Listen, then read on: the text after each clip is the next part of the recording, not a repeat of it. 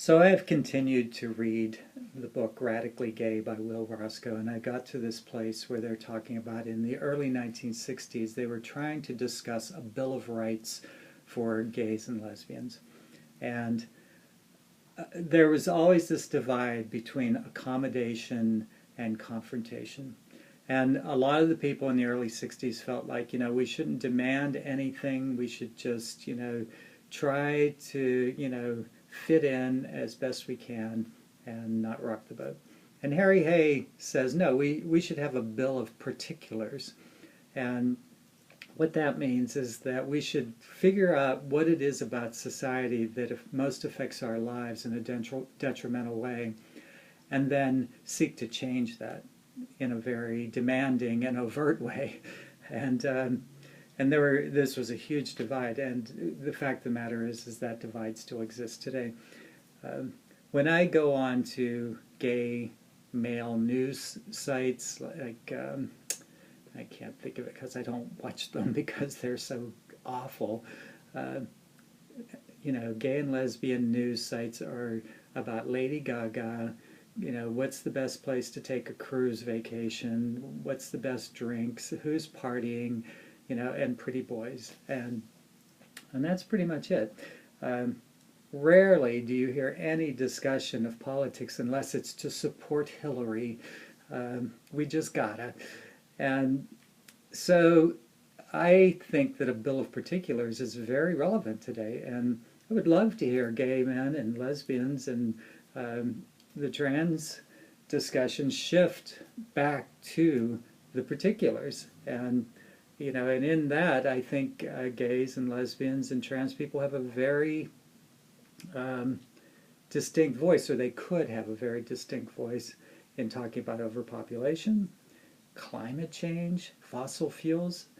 Right now there are 50 tribes gathered together with the Dakota Nation because they're trying to stop a pipeline from crossing their lands, and it's an oil pipeline. And we should be in solidarity with that. And yet, when I go onto gay news sites, it's about what Britney Spears was wearing at the Video Awards, because we're just supposed to accept that, we've got marriage and we can join the military, and so let's party and talk about celebrities and fashion and things like that, and stuff and junk.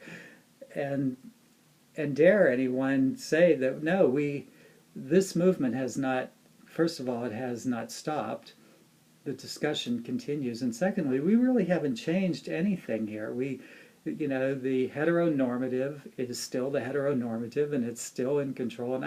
And believe me, if you're a rich gay man or lesbian watching this, I don't care. I don't care how powerful you are. Where we're at today.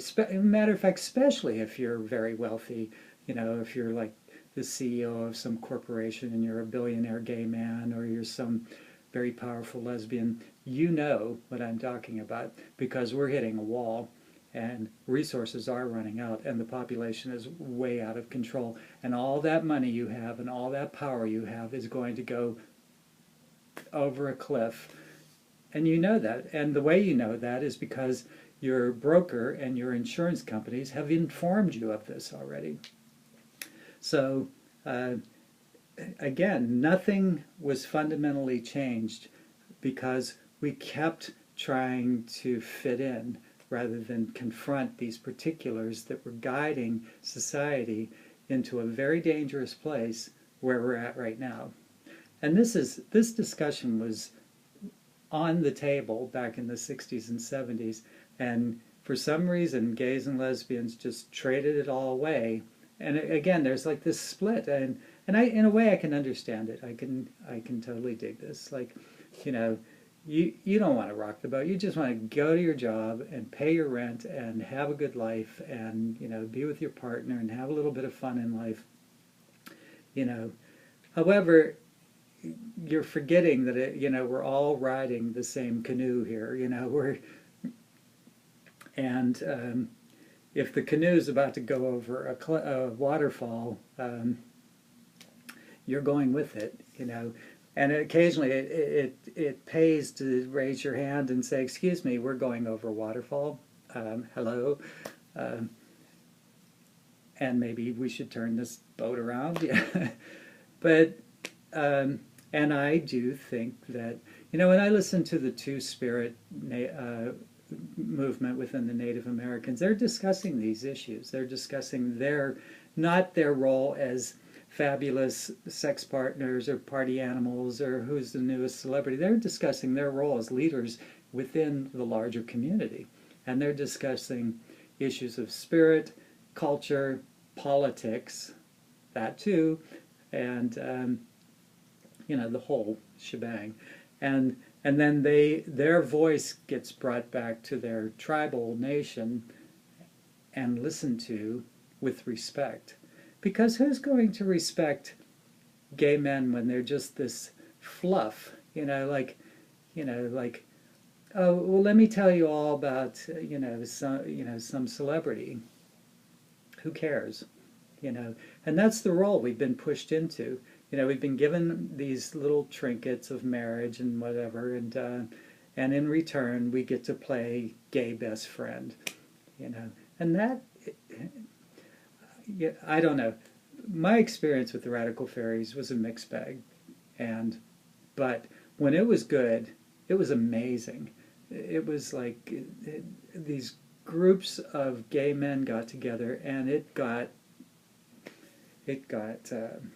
deeply emotional, very honest, and every topic was on the table. And once it really got moving, these heart circles really got moving, and they found their momentum. Issues of politics were openly discussed, and where we are going as a society were openly discussed and welcomed and respected. And on top of that, you know, there was the emotional release. There were anger heart circles, and there were you know, anxiety heart circles. You know, what's making you nervous right now? And so it wasn't all about these external materialistic rewards that, you know, it's like using a credit card. That's what we've turned into, you know. Use your credit card, and at the end of the year you get these rewards. Well, be a good little gay and lesbian, and at the end of the year we'll give you some rewards. We sure will. No. So yeah, a bill of particulars, Harry Hay brings up. And again, this book, Radically Gay, it's an odd book because it's a biography, but it's a biography of a person's mind and his cultural and political thoughts. And every time I open a chapter, it just, it just jumps out how relevant this still is, and how it would be nice if we would, and I reach out to people who can hear me. You know, that's the only way I can put it. You know, if you're heading off this weekend to a disco cruise to the Bahamas, and you're packing your bottle of Absolute vodka and your Viagra, right on, brother. But let me tell you something, the party is over, honey. Mary, that cruise ship could be destroyed by 1,000 storms. Every drop of oil we use at this point, every hole we dig in the ground is just that much closer to total collapse. And, you know, and I think as gays and lesbians and the trans people, I'm not transgender, but, you know, I would assume that people whose perspective has often meant stepping back and having to reevaluate everything. That's what I mean. You know, where it's forced upon you that, you know, as a gay man, every day of your life, and if you're aware, you are forced to step back and evaluate where you are. And this, you know, and we've developed a little niche where you can go be a little party celebrity animal, you know, and do makeup tutorials.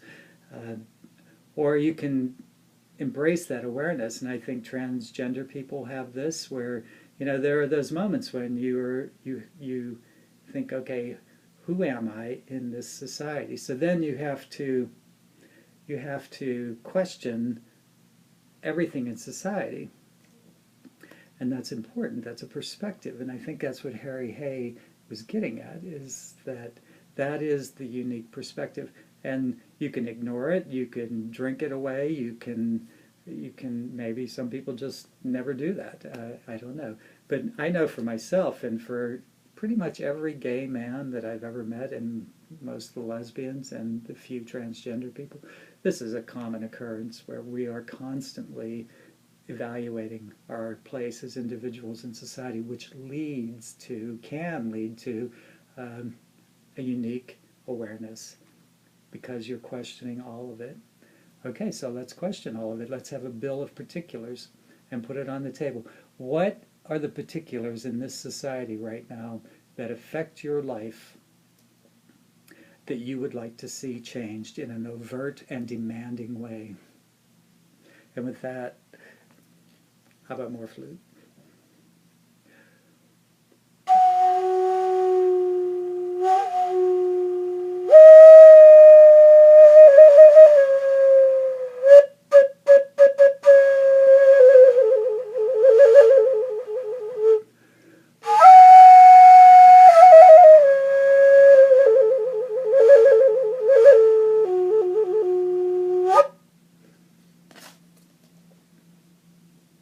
Go online and check out the Dakota Nation protest going on about the pipeline. It's really amazing.